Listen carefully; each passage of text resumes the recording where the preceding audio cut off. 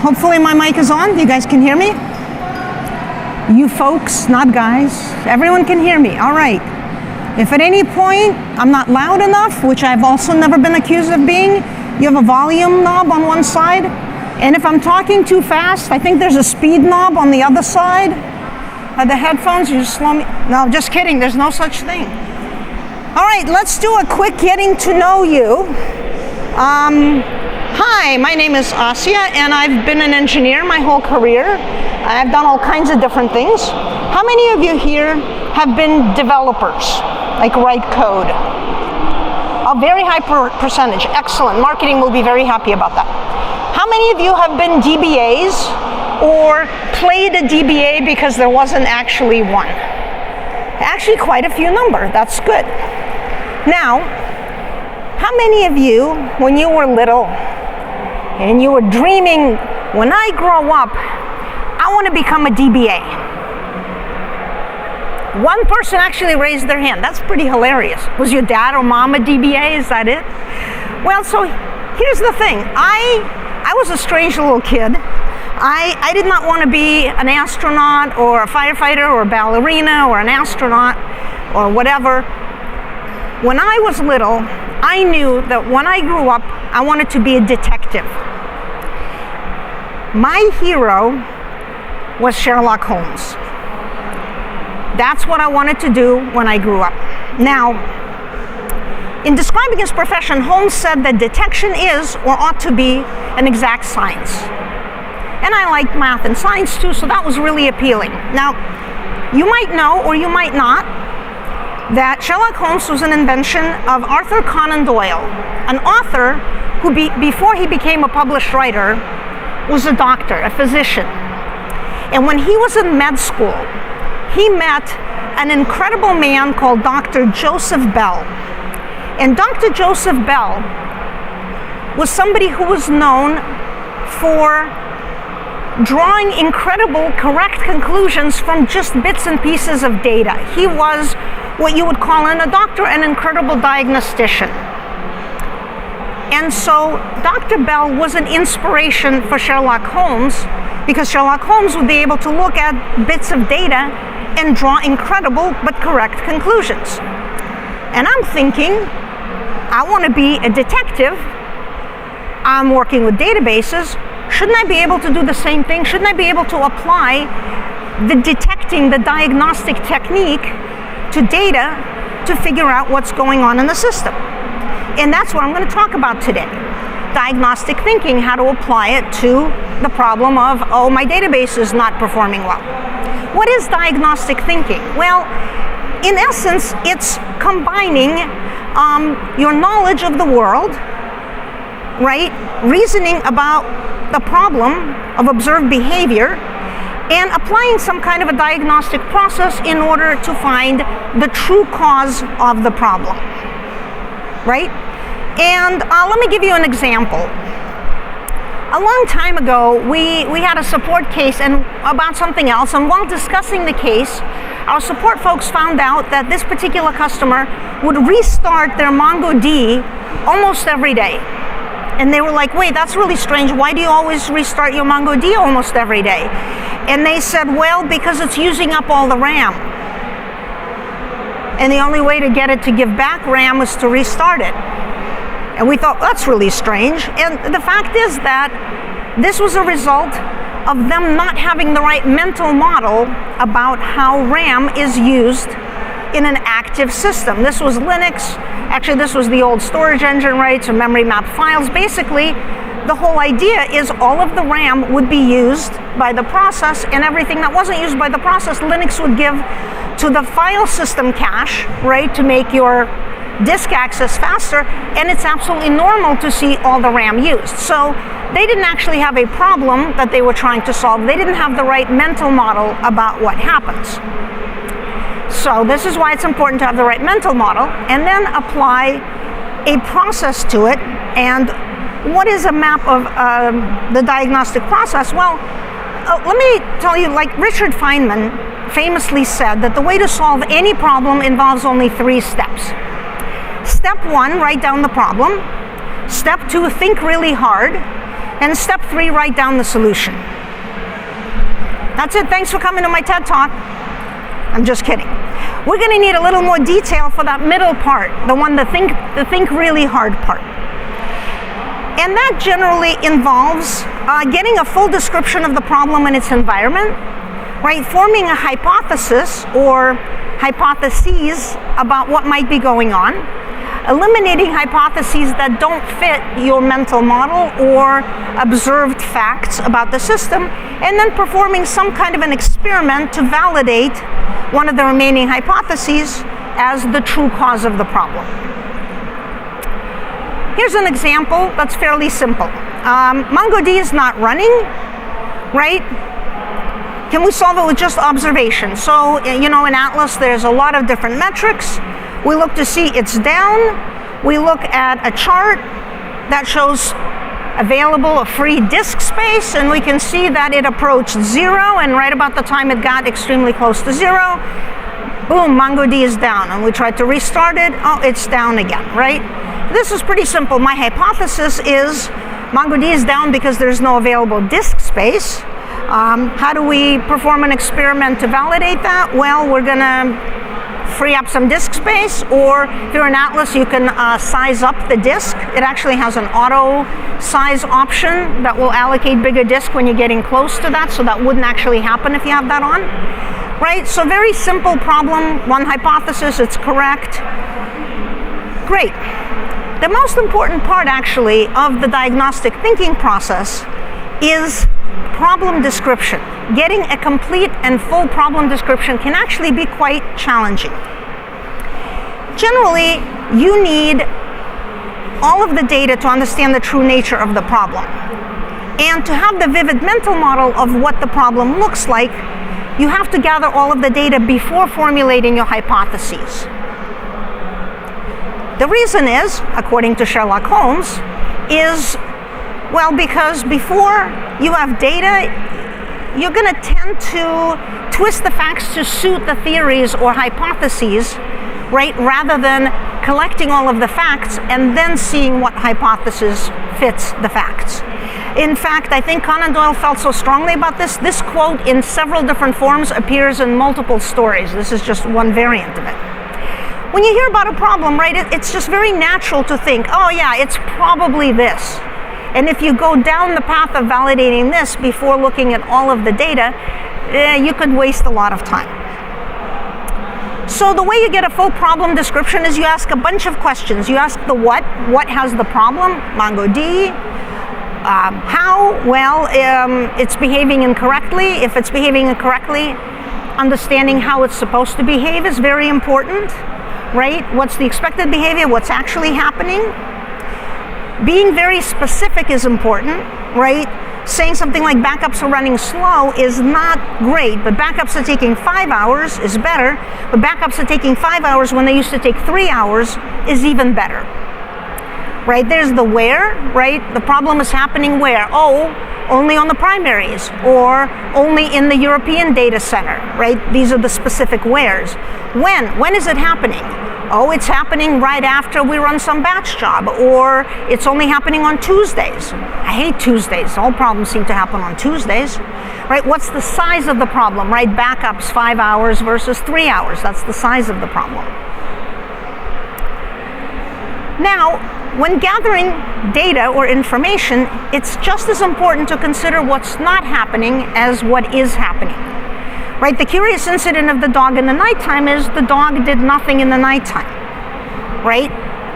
The dog didn't bark. If somebody was there, the dog would have barked. So maybe there's some alerts. Oh, this alert didn't go off, so probably this scenario didn't happen. Right? So problem description is basically just a series of is and is not statements. Right? Now, where does that information come from? Obviously, some of the data is subjective. Right? An end user saying, queries seem to be running slow. That's subjective and not quantifiable, and frankly, they may be mistaken. First-hand evidence is things like looking in the logs and seeing, oh, queries seem to be taking 300 milliseconds occasionally, and they never used to go above 80 milliseconds, right? And it's logging in your application, right? Atlas has a bazillion charts. All of those charts are based on data that's collected. So metrics that you can observe, especially going back in time, are incredibly important. I'm going to show some examples, and we'll just walk through. These are real-life examples taken from actual real-life support cases, and we'll see how this all works. A case of identity, we called this. There's no actually story of this name. We just made that up. Queries are getting slower, reports the customer. When?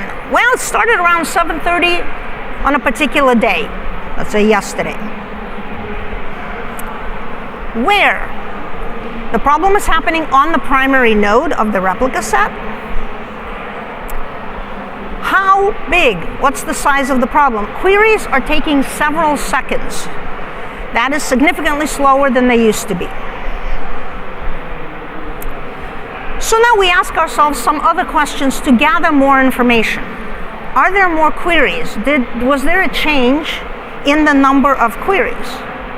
So we look at a chart that shows queries per second on the primary, and we say, no, there isn't really. It's pretty much the same. And notice all the charts cover that time period. What about number of documents, right? You may have the same number of queries, but each query could be looking at a lot more documents. No, we seem to be looking at about the same number of documents. So it must be something else. Well, what about the documents we are looking at? Maybe they're now being read from disk, whereas before maybe they were already in RAM, right? This can sometimes happen without really any changes in the application, except maybe something else is causing less RAM to be available. Oh, we got really excited when we saw this chart. We're like, oh, look, something happened. Unfortunately, when we looked a little bit closer, it turns out that it's actually disk writes that spike right before 7:30, but also there was a spike earlier, and this actually looks to be a normal pattern when we looked at a longer time period. So that wasn't it. Well, what about this? What if we're scanning the same number of documents, but we're returning a lot more? So there's document metrics that shows the number of documents returned, and that seemed to be the same as well. So, starting to run out of ideas. I mean, query targeting, nope. Little blip, but nowhere near 7:30. So we are doing a lot of work, though. Is there maybe an in-memory sort happening? Aha! So now we found a chart, and of course, in real life, you're looking at a page, you glance at 7:30 and go, oh, there's one chart that spikes at that time. And that chart is called scan and order, and what this means is that there's queries that require a sort, but there is no index to support that sort. And the funny thing you're going to notice is there are so many cases and examples that we'll give where the correct answer is always, are there right indexes? And frequently there are not. In fact, probably a good 90% of all the things are slow cases that our TSCs handle have to do with suboptimal indexing. Now, don't always jump to that conclusion, right? We still want to gather the data. But, in fact, what it turned out what happened was there was a new version of the application deployed that required a sort, but the indexes were the same as before, and there wasn't one to support the sort. All right, let's take a look at another case. What do you think? You think the problem will be about indexes again? Maybe. All right, here things are getting slower, so now we're just going to go straight to the charts and see, okay, I don't know, they all look okay, maybe? I don't know. Can you guys read the charts in detail? If not, I'm going to tell you that the query targeting, that's the ratio of the number of index entries and documents that we look at to the number of documents returned, that ratio. You know, the one that you ideally want to be as close to 1 as possible, right? If you have a really good index, you look at one index entry, pick one document, and return the one document. Well, here, the numbers on the axis have a K after them. So that says 4,000. There we go. Zoomed in. Anyway, 4,000 is a lot. That's much bigger than 1. So we have some suboptimal querying going on, right? We're looking at a huge number of documents in order to return a small number of documents. So I would expect that to make queries slow, right? The question is, though, how do we dig in more? How do we find these queries and figure out how to perform an experiment to validate this?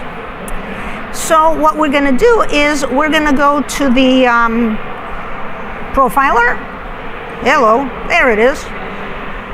We're going to go to the Profiler tab, and what that's showing us are all the queries that take longer than a certain threshold. By default, that threshold is 100 milliseconds.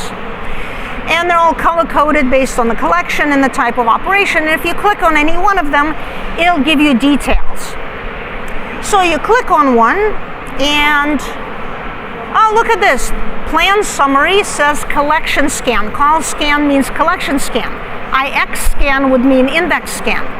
And what that means is there's a query. It's looking for a document or documents, but it's looking for them in a collection, and there's no index to support that query. So what happens is we scan a lot of documents to return a small number.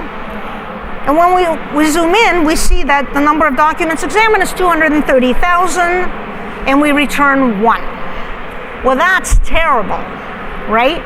Now, what somebody might be saying is, it's only 230,000, that's not a very big collection. And in the grand scheme of things, I agree, it's not a very big collection. Here's the problem. They had dozens, if not hundreds of collections like that. Each one was not very big, but each one was unindexed. And what was happening is they all couldn't fit in RAM. If they could, then maybe it would be fast enough and not a problem. What was happening was, highlighting the things I just told you, what was happening was it actually had to read from disk, and part of the detailed message shows you how much time was spent, how many bytes were read from storage, and how long it took in microseconds. So that's only 763 milliseconds. Well, that's less than a second, but you know what? That's just to read from disk. So this is terrible, right? MongoDB didn't invent indexes. Databases always required indexes, so there's really no excuse for people going, well, I didn't know that you needed indexes to make queries fast, and yet people didn't know. So how do we think this happened? First of all, we went back to the customer to tell them this, and they went, well, but I didn't change anything. Things used to be fast. Well, really? Okay. Well, let's take a look at your database stats. And now remember, I'm looking at only a single database, and they had a bunch of databases that were all the same. Maybe it was a multi-tenant type thing, right? And if we're looking at a week's worth of history, I don't know, maybe things grew a little bit, right? But instead, if we go and look at a year's worth of history, we see that, oh, okay, this database grew, and I looked at a bunch of databases, and they all showed the same growth. So overall, their data used to be small enough to fit in RAM, and things were kind of more or less fast enough. But as the data grew, they got slow. And you know what the worst thing they could have done would be? Would be to upsize the instance, pay more money, and not deal with the problem. Because eventually you just go broke when all you have to do is create an index, right? So our hypothesis was there was bad practice with queries and indexes. It was not noticeable when the data was small, but as the data grew, performance got noticeably worse, and it got significantly worse when majority of the data they were accessing couldn't fit in RAM. How do we validate? Well, that's easy. Create an appropriate index, watch the performance improve. So now they go, how do we know what indexes to create? Well, Atlas has this thing called Performance Advisor that actually will show you suggested indexes. It's going to show you if you have any collection scans, what indexes might improve them. If you have index scans that are inefficient, for example, you're querying on A, B, and C, and it's using an index on A, maybe you should, instead of that index on A, have an index on A, B, and C. It's still usable for just A, but it supports A, B, and C queries much better. Performance Advisor will also tell you if you have any redundant indexes that could be dropped. That was definitely not the case for these particular folks. All right, so looking at trends over time is very useful to see what's changing. But how do you know what trends are meaningful to tell you something and which ones are not, right? Both examples involve something changing, but that doesn't happen out of the blue, right? So wouldn't we want to proactively be able to anticipate what's happening and maybe catch it before things get really bad? So it is of vital importance that you know what is normal for your system. If you know what's normal, then you'll be able to tell if something is drifting away from that normal baseline, right? So what is out of the common is usually a guide rather than a hindrance. In fact, most problems are discovered not by somebody saying, oh my God, but instead they're saying things like, that's weird. You ever hear a DBA or a sysadmin say that? Oh, be very, very afraid, right? So, we had a case, my colleague Joanna, with whom I've created this talk last year, loved talking about this case because this was something where she sort of forgot about the whole what's normal thing. There was a customer, and we were discussing some other problem, and so she started looking closely at the charts and looked at the oplog gigs per hour amount, size, right? Oplog, most of you probably know, that's a special collection that replication writes all of the change operations to. Secondaries use it to replicate. That's how things stay up to date in the cluster. Change streams also use it to notify any watchers of changes. So tracking gigs per hour of the oplog is kind of a good general way to keep track of how much writing your system is doing. So is 150 gigabytes per hour good or not? Is it a lot? Is it little? No idea, right? There's no way to know by looking at just that. So we're going to zoom out a little, and now Joanna got very excited when she saw this. She says, aha, I see the problem. Something changed. It used to be just over 50 gigs per hour, now it's 150 gigs per hour. Something must have changed. It must be related to this problem that I'm looking at. And here's what she should have done, as she says herself, is zoomed out a little more and find out that what actually happened was this is somebody who has cyclical workload weekly.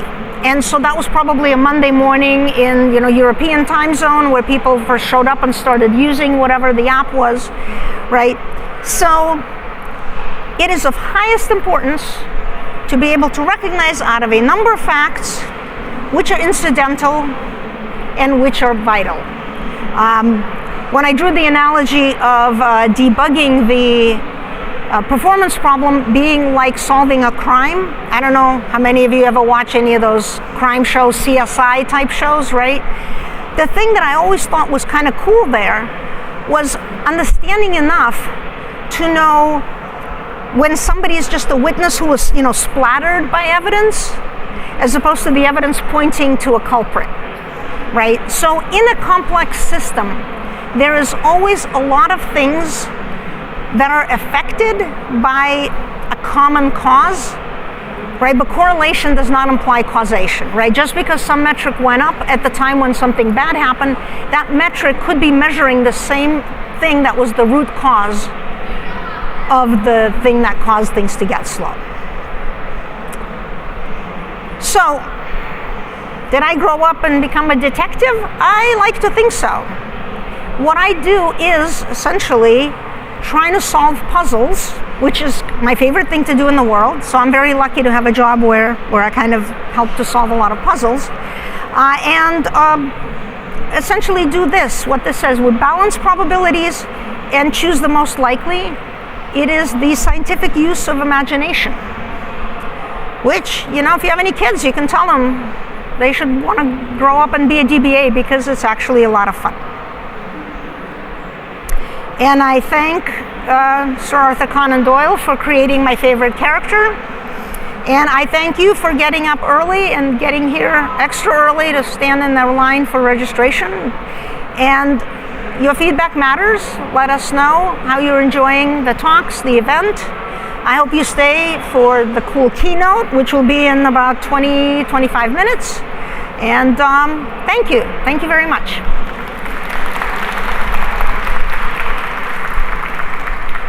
Oh, and if you want to ask me questions, find me later. I'll be around. I'll be hanging around, and or find me at lunch. All good.